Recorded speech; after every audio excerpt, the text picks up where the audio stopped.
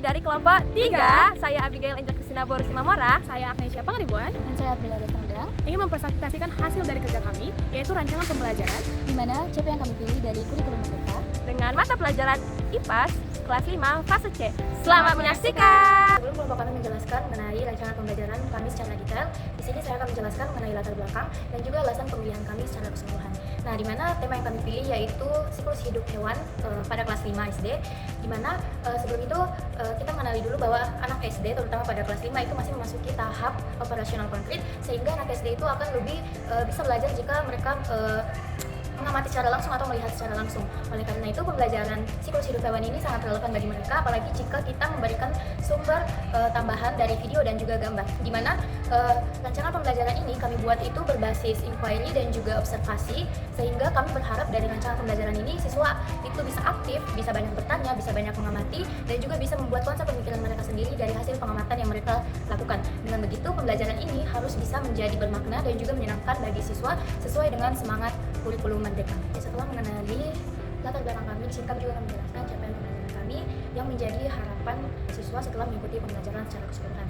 Di sini kami memilih capaian pembelajaran dari kurikulum merdeka pada mata pelajaran IPAS fase C kelas 5 SD. Dan kami menyusunnya ke dalam beberapa poin. Pertama, kami berharap bahwa siswa mampu memahami bagaimana peran lingkungan itu mempengaruhi kelangsungan hidup tumbuhan dan juga hewan. Lalu kami juga mengharapkan bahwa siswa itu bisa mengenali keanekaragaman hayati di sekitar lingkungan mereka dan juga bisa tahu cara menjaga dan juga melestarikannya. Jadi secara keseluruhan, nanti siswa tidak hanya belajar tentang sains, tapi bagaimana siswa bisa memiliki tanggung jawab untuk bisa menjaga lingkungan dan makhluk hidup di sekitar mereka. Jadi kami juga akan menjelaskan mengenai alur tujuan pembelajaran yang menjadi langkah-langkah kemampuan yang dibangun agar siswa bisa mencapai capaian pembelajaran yang sudah saya sebutkan tadi. Nah, di mana yang pertama itu nanti siswa akan mengamati hewan di sekitar mereka. Lalu dari pengamatan tersebut, siswa itu akan mengidentifikasi siklus hidup dari hewan yang mereka amati. Lalu setelah mengidentifikasi, mereka akan membandingkan dari kedua pengamatan hewan tersebut, dan setelah mereka membandingkan, mereka nanti akan menggambarkan diagram siklus hidup hewan tersebut. Dan nanti di akhir mereka akan memberikan kesimpulan mengenai pentingnya siklus hidup dengan kelangsungan makhluk hidup. Nanti di akhir kegiatan, siswa akan menyampaikan hasil pengamatan mereka itu melalui poster ataupun cerita sederhana yang mereka akan sampaikan di dalam kelas. Dan demikian pembelajaran yang dilakukan ini itu membantu siswa untuk bisa berpikir bagaimana mereka bisa mengamati, lalu memahami, bahkan sampai pada tahap bagaimana mereka bisa merancang apa yang mereka pikirkan untuk bisa mereka sampaikan kepada orang lain. Nah, di dalam video ini terdapat tujuan dan indikator pembelajaran. Nah, yang dimana memiliki tujuan yaitu siswa dapat menjelaskan tahap siklus hidup hewan serta dapat mengaitkan dengan kelangsungan hidupnya. Dan memiliki beberapa poin indikator yaitu pertama, siswa dapat menyebutkan urutan siklus hidup dari awal sampai akhir siklus hidup hewan. Lalu yang kedua, ada mengelompokkan hewan berdasarkan metamorfosisnya. Dan yang ketiga, dapat menjelaskan perbedaan metamorfosis secara sempurna dan yang tidak sempurna. Dan yang terakhir, dapat mengaitkan siklus hidup dengan kebutuhan hewan. Di dalam langkah pembelajaran ini memiliki kegiatan pendahuluan yang memiliki beberapa metode. Yang pertama adalah guru menyapa dan memantik dengan pertanyaan, pernahkah kalian melihat kupu-kupu melintas dari kepompong? Nah, pertanyaan ini dapat memacu siswa di dalam kognitinya untuk mulai berpikir bagaimana hal ini dapat terjadi di dalam kupu-kupu yang menetas dari kepompong. Lalu metode yang kedua, menampilkan video metamorfosis kupu-kupu. Ketika siswa sudah bertanya dalam dirinya bagaimana cara hal itu terjadi, kita sebagai guru menampilkan video dan menjelaskan bagaimana metamorfosis tersebut terjadi terhadap kupu-kupu. Lalu metode yang ketiga adalah mengaitkannya dengan pengalaman sehari-hari. Hal ini mengapa perlu dikaitkan dengan pengalaman sehari-hari? Agar siswa dapat menanamkan pembelajaran dan ilmu ini secara mendalam dan tidak melupakannya. Lalu metode yang keempat adalah menyampaikan tujuan pembelajaran ini.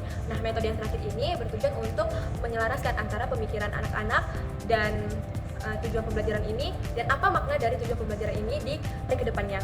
Kita akan masuk di dalam kegiatan intinya, di mana kegiatan inti ini juga memiliki beberapa metode, yaitu metode pertama adalah kita dapat mengeksplorasi, mengamati gambar dan video hewan. Lalu metode yang kedua adanya kolaborasi membuat tabel atau diagram siklus hidup. Dan metode yang ketiga adalah kreasi, bagaimana kita dapat menggambarkan diagram dan menjelaskan tahapan-tahapannya. Dan metode yang keempat yaitu metode terakhir adanya strategi kreatif, interaktif dan mendorong partisipasi yang aktif kepada siswa. langkah pembelajaran dalam kegiatan penutup. Metode yang pertama, guru dan siswa menyimpulkan pembelajaran tersebut. Dan yang kedua, guru meminta siswa untuk merefleksikan apa yang sudah dipelajari dengan memberikan pertanyaan apa yang kalian pelajari dari perubahan hewan. Metode yang ketiga, guru mengapresiasi hasil kerja siswa agar siswa tersebut semakin semangat dalam pembelajaran berikutnya. Metode yang keempat, guru menjelaskan keterkaitan terhadap Christian worldview dengan pembelajaran hari ini, yang dimana siswa bisa memahami kebenaran isi firman Tuhan belajar. Media, ada 3 media yang kami pilih. Yang pertama, video metamorfosis kupu-kupu. Agar siswa lebih memahami lagi tentang metamorfosis kupu-kupu, maka guru memberikan video tersebut. Dan yang kedua, gambar siklus hidup. Dan yang ketiga, lembar observasi dan alat gambar. Ketika siswa melihat video tersebut, siswa bisa menulis di lembar observasi tersebut. Ada 3 sumber yang kami pilih. Yang pertama, buku IPAS kelas 5 sebagai panduan pembelajaran hari ini. Dan yang kedua, lingkungan sekitar. Lingkungan sekitar itu agar kita bisa mengobservasi secara langsung dan bukti nyata dalam pembelajaran hari ini. Dan yang ketiga, Alkitab sebagai pedoman kita untuk melaraskan pengetahuan dan kebenaran firman Tuhan. Penilaian pembelajaran, ada 3 aspek penilaian. Yang pertama, aspek pengetahuan, di mana guru menilai siswa berdasarkan kemampuan dalam menjelaskan tahap siklus hidup.